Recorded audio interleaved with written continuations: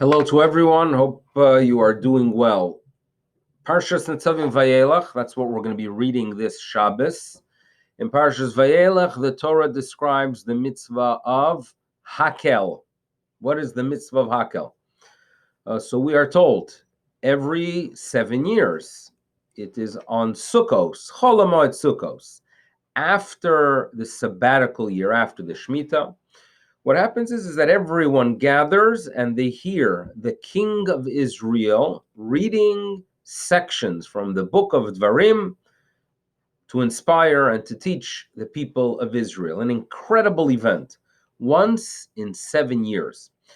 So it's obviously a time you want to be there. You want to go ahead and tune in, hear the words of your leader, think about the message of what it means to be Jewish and unified together after a year of reflection. That's what it was after Sukkot. It was during Sukkot, the year after the Shemitah.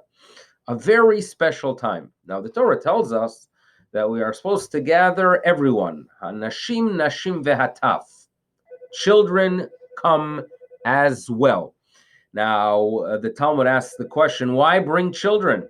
Right? They're not going to hear. They're going to most probably only disturb. So the question is, why are the children brought? This is a question that the Talmud asks. And the Talmud answers, liten sachar lemeviehem, to give reward to those who brought them. Okay, so it appears that what the Talmud is telling us, listen, we want to increase the reward of those who came to learn and be inspired. So therefore, they have to bring the children.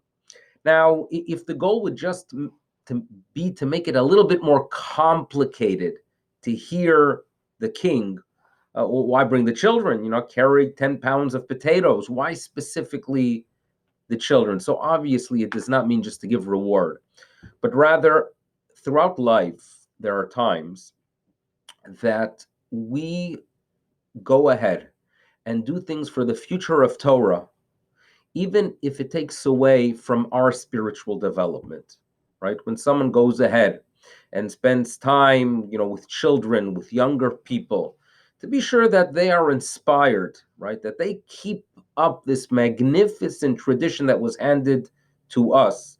Quite often it takes away from our own spiritual development, right? I could go ahead and meditate, pray, study Torah in depth, and yet I'm told that it is a good thing to spend time with the children.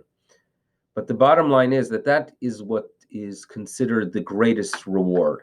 When I do my part in being sure that Torah is observed 100 years from now, that there's another generation that is inspired, there's another generation that appreciates what it means to be Jewish, that is the greatest reward we get. When we realize that life is not just what's occurring now, right? We have a responsibility for the present, but for the future as well. And when we go ahead and bring those children to this event, and yes, it's an incredible event, once in 7 years, I want to stand there and meditate and feel and experience the moment. And yet I'm involved, right, with the kids who most probably would be fighting to go ahead and schlep them, and they're going to disturb. I'm not going to hear what the king is saying. I'm not going to have a full and maximize the experience. Nevertheless, that's the greatest reward because I'm concerned about the future, right? And that's what we think about. That's when we as Torah Jews want to live a Torah life, it's not for the now, but rather it's for eternity. It is really instilled within us, that responsibility, and that is the great reward.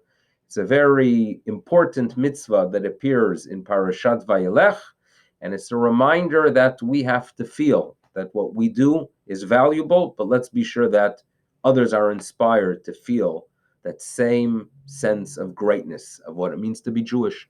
It should be a wonderful day to all. Bye-bye.